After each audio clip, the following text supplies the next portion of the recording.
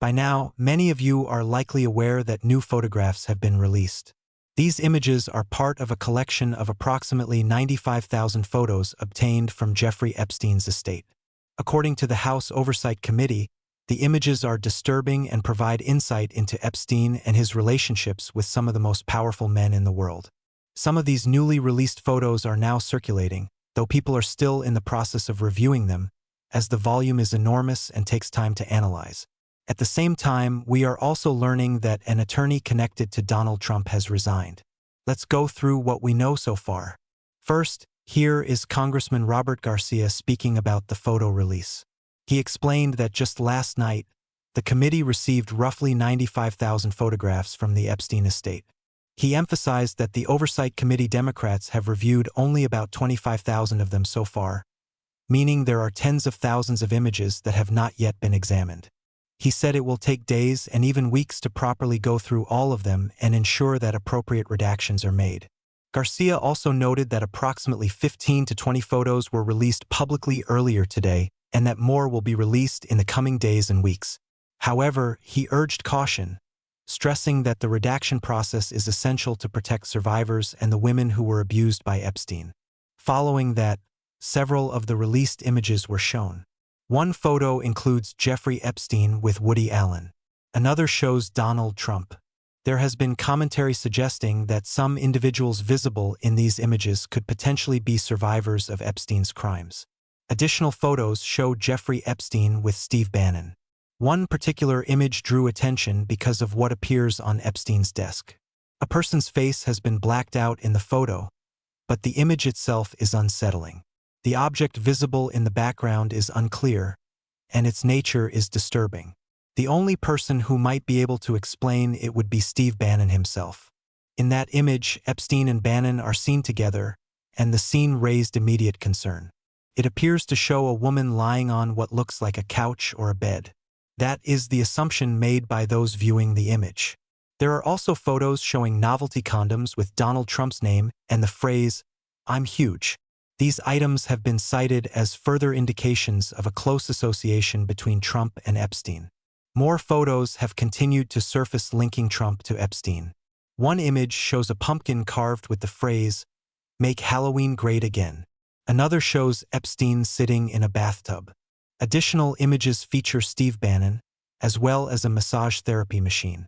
Commentator Sarah Longwell reacted to the images by saying that moments like this remind her that 80% of evangelical Christians voted for Trump, which she described as striking. More photos followed, including images of Trump with Epstein, and Trump with a woman aboard Epstein's plane. The sheer number of photos released is extensive and continues to grow. There are also images of Epstein alongside other well-known figures. The commentary emphasized that this situation highlights a key difference in accountability. If anyone affiliated with the Democratic Party were found to have committed wrongdoing, they should face consequences without exception. A photo of Bill Clinton was also shown. The meaning or context of the image was not explained, but it was included among the released materials. Additional images again show Steve Bannon with Jeffrey Epstein, suggesting they were closer than many previously realized.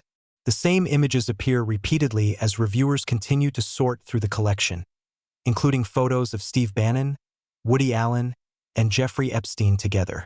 As more images are reviewed, further context may emerge, but for now, the process of examination and verification is ongoing.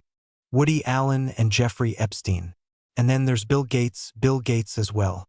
We're also learning that some of the footage and photos involved are deeply disturbing. To be specific, the question was asked, are there images of people engaged in sexual acts as part of this release? The answer given was yes, there are pictures of people engaged in sexual acts. Then the follow-up question was whether there are images of men other than Jeffrey Epstein involved in those acts. The response was that they are still reviewing the material. As explained, in the past there was an attempt to release all the files at once, but now the approach is to be more selective about what is made public. At this point, it is not yet clear who exactly appears in the images, though it was acknowledged that many people are involved in some of these acts. So, what he is essentially saying is that yes, there are other people involved in sexual acts shown either on video or in photographs. He cannot say definitively who they are. Obviously, the identities that would matter most would be Epstein himself or very famous and powerful individuals. Given that uncertainty, we have to assume that if we are seeing photos of people like Bill Gates, Woody Allen, and Bill Clinton fully clothed, there may also be images or videos of some individuals engaged in sexual acts that have not yet been identified. That could even include the President of the United States. We simply do not know at this time. We just don't know. Someone also commented, "And now you know why he has spent the last week trying to start a war with Venezuela. These are Epstein's victims."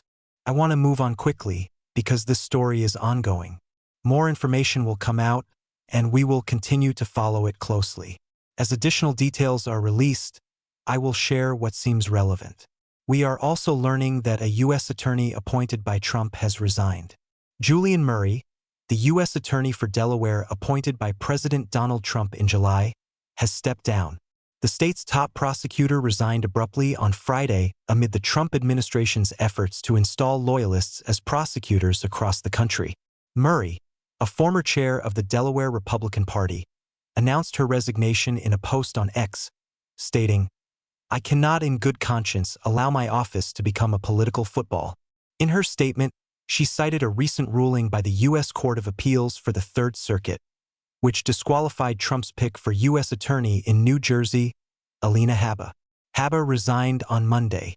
Trump has repeatedly criticized the Senate tradition known as the blue slip, which allows senators to block U.S. attorney and judicial nominees in their states. Murray said, "I naively believed that I would be judged on my performance, not my politics. Unfortunately, that was not the case." She said she will continue working for the Department of Justice, though she did not specify in what role. Her first assistant, U.S. Attorney Ben Wallace, who has served in the office since 2023, has been named her successor. This is a significant moment. It matters that people are willing to stand up and say that what is happening is not right, especially when that person is a former chair of the Delaware Republican Party. She is a Republican through and through. Between this resignation and the fact that Indiana recently voted against changing its congressional maps despite Donald Trump urging them to do so, it suggests that Trump's influence over the Republican Party is weakening. Developments like this, combined with the Epstein-related revelations, indicate that many Republicans are growing tired of the situation. They understand that Donald Trump will not be in power forever. At some point, people have to decide whether they want to support this or oppose it. And it appears that the more pragmatic members of the party are beginning to stand up to him as his power continues to decline.